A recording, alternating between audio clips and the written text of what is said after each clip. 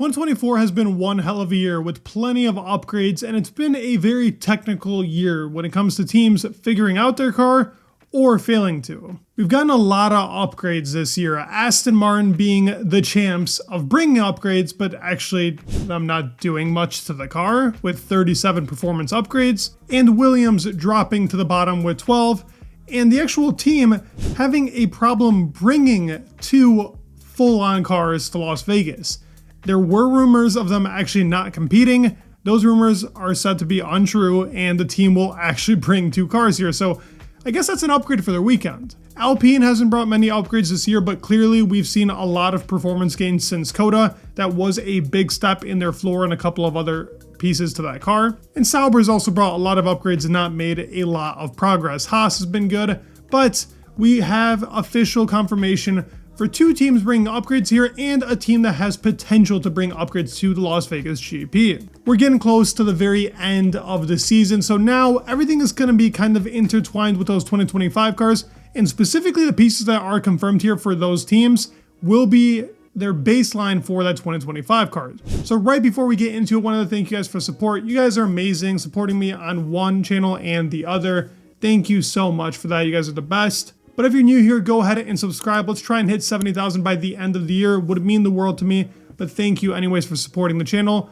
Let's get started with the Las Vegas GP upgrades that could be coming. Now, a team I wanted to start off with is the rumored team, and that is Ferrari. There are small parts left on this car that have a potential coming from Las Vegas to Qatar that could be potential tests for their 2025 baseline. Now, the team itself out of the top four has actually brought the most amount of upgrades, 24 for Ferrari, that closest competitor being Mercedes with 22. And since Monza, this team has been flying. And what we will see here, and we have not seen that package since Monza, is that front wing that is a lower downforce spec.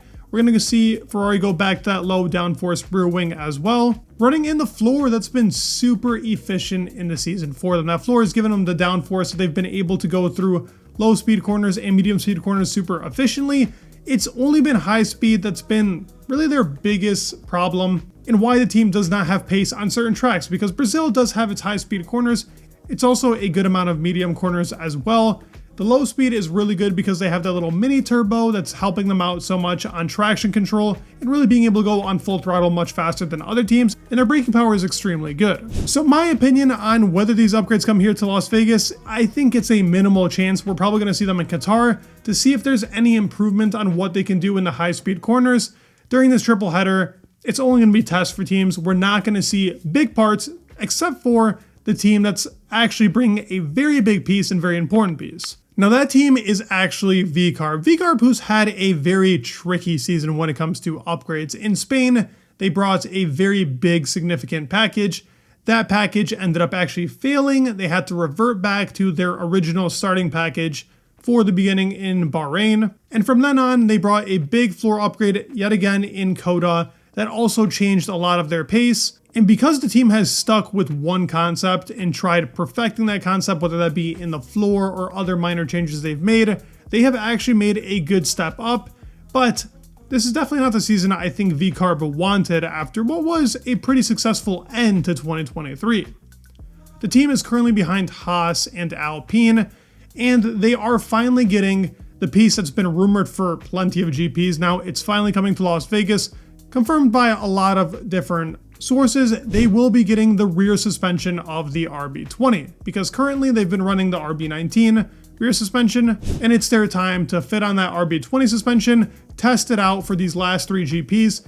Last year, they actually ended up getting the RB19 suspension in Singapore. That was a huge jump for them.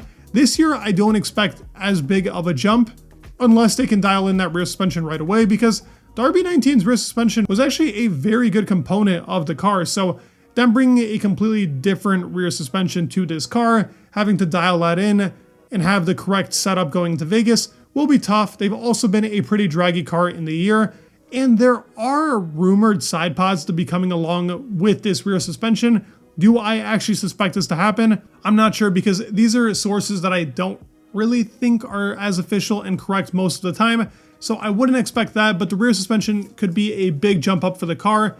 And this will actually matter a lot for their 2025 car. As I said, this is a baseline now.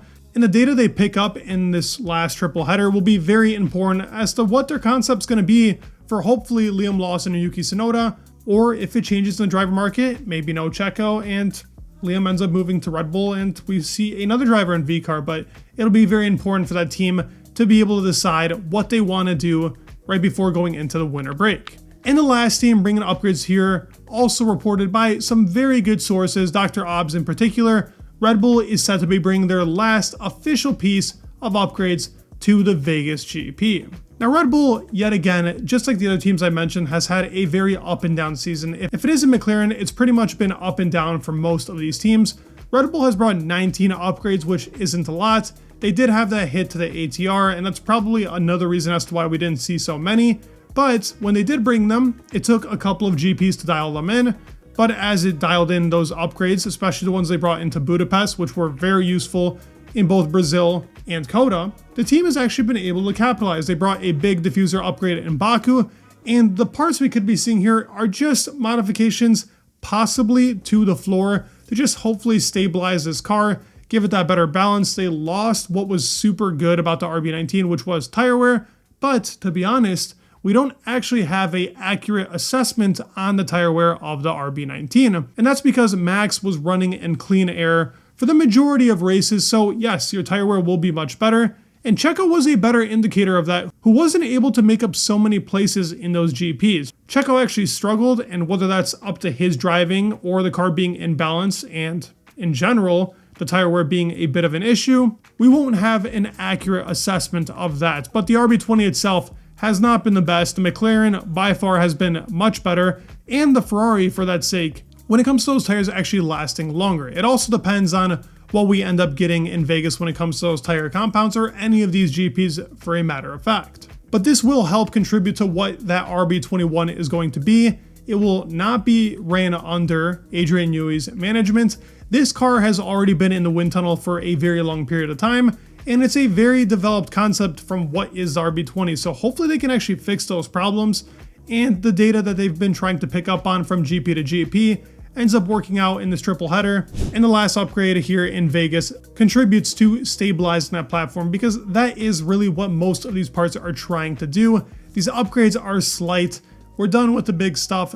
All of that was pretty much finished in Coda. We got some stuff in Mexico and maybe that McLaren rear wing in Brazil. I don't expect any of the other teams to be bringing big parts here or any parts in general for the last 3 races. Maybe Abu Dhabi could shock us if some teams want to test out parts right before the end of the season. But I hope you guys enjoyed the video. If you did, please give it a like and subscribe. It would mean the world, and peace.